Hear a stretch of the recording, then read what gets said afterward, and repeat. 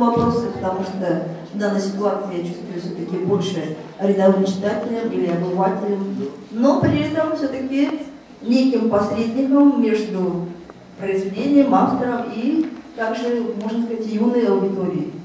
И поэтому мое выступление это будет некое такое впечатление все-таки рядового читателя. Мы говорим, что здесь выслушали были профессиональные выступления.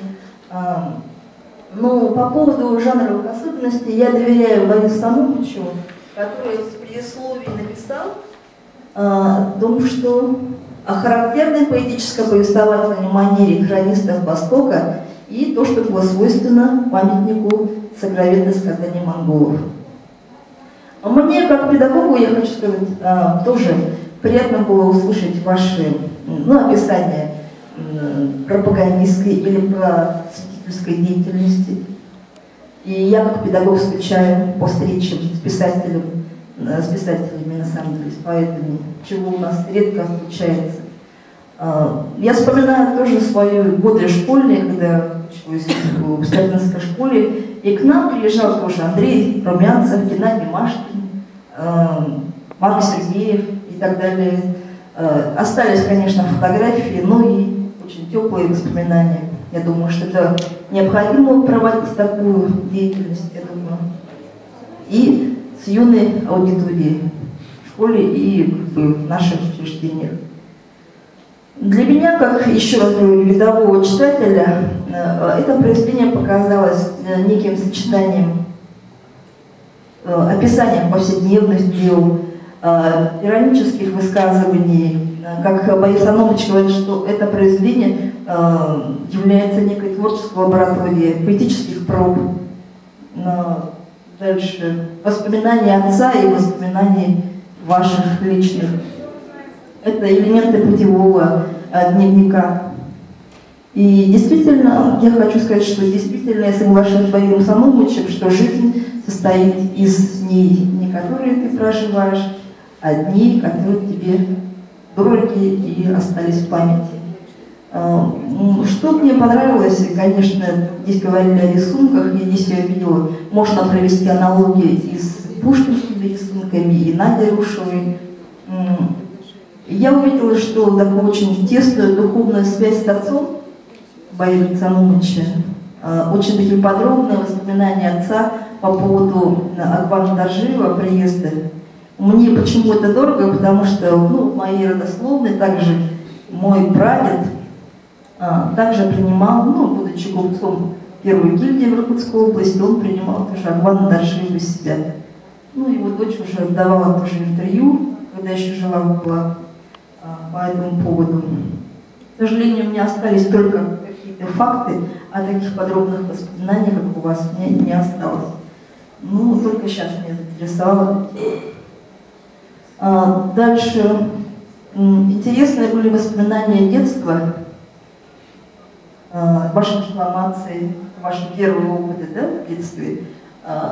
Дедушка, которого вы вспоминали, и ваши слова, пришел дедушка, принес хлебушка, А в бурятском языке это сочно, конечно, звучит. И при таких, можно сказать, детальных или бытовых описаниях детства заключается такими философскими или лирическими строчками по поводу этого периода жизни, как треугольник детства, 3 песни утреннего моего жаворонка, трепещущего под куполом синим вселенной. Интересные, конечно, здесь притчи и определенные высказывания мудрых. Научили ли радоваться препятствиям? Или легенда о воздаянии матери. То есть при всех благодетелях, которые мы совершаем, все-таки благодетель матери мы так когда всю жизнь не сможем отдать.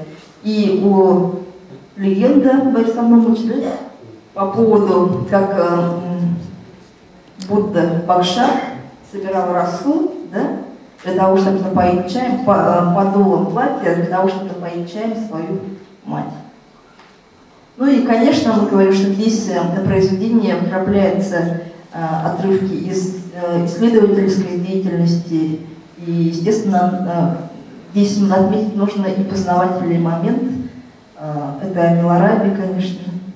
легенды о споре или поединке с проповедником черной веры, о том, что он пережил, что он пытался отомстил своим родственникам, да, как это случилось. Даже сочетание или аналогия у вас с Димовочкой, с именем матери, да?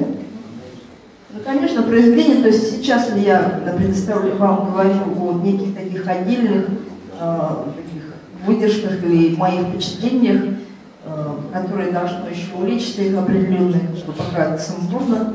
Тем не менее, я думаю, что здесь сидят наши студенты. В последующем мы, наверное, познакомимся с произведением. Я думаю, что у нас будет творческая встреча, к сожалению. Большое спасибо. Такой творческой удачи. Спасибо, Мария Ивановна. Ну, я здесь должен, как говорится, признаться, что мы маленько находимся в цветноте, да, и вот наше время истекает. Вот, но я хотел бы все-таки предоставить слово вот, представителю нашей, как бы скажем, молодежи. Вот, это Ивета Именахоева, пожалуйста. Спасибо. Я хотела бы поблагодарить, добрый день, Бориса Антоновича за уникальную возможность перенести молодое поколение именно в Улан-Удэ того периода. Борис Антонович не изменил декорацию, то есть это та же набережная Улан-Удэ, это тот же город, те же трамваи, но вы предоставили возможность проникнуться духом того города, проникнуться духом людей, молодой творческой молодежи, что их интересовало, и провести, безусловно, сравнение с нашей сейчас жизнью, что нас волнует в настоящее время, что волновало молодежь и современников Бориса Антоновича. Безусловно, не поддавшиеся редакции имена еще дают нам иную, уникальнейшую возможность, на мой взгляд, познакомиться с людьми и представителями творческой элиты, творческой молодежи, вот этой, я бы сказала, даже улан-удэской богемы того периода. Узнать, вот для меня было, безусловно, очень интересно узнать, какая была Алла Цыбикова в жизни, в повседневной и личной жизни.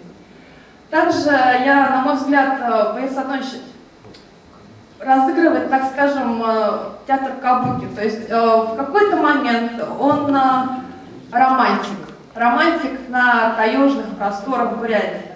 В другую же секунду он предстает нам как повествователь-документалист.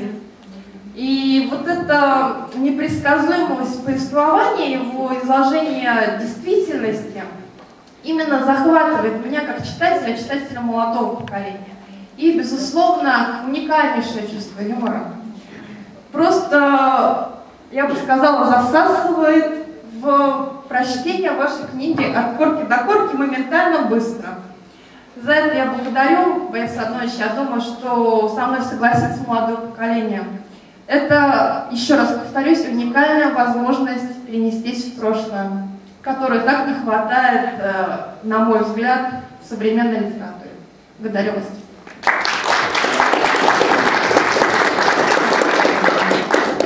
Да, ну, у нас вообще уже времени нет, но вот Алена Жебеевна, модератор, глядит на меня грозным взглядом сквозь очки блестящие. Вот, ну, может быть, наверное, свободный микрофон не будем делать, да, или как? Хотя я чувствую, что, наверное, есть желающие, да, ведь? Ладно, не надо, не надо. Ладно тогда. Как тебе скажем, как тебе скажем. Ну, хорошо.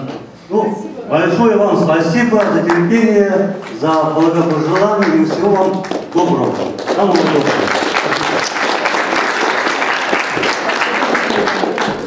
Объявление небольшое, пожалуйста. Продолжение темы литературы и поэзии. Мы приглашаем вас на литературно-музыкальный вечер, который состоится в Бурятской государственной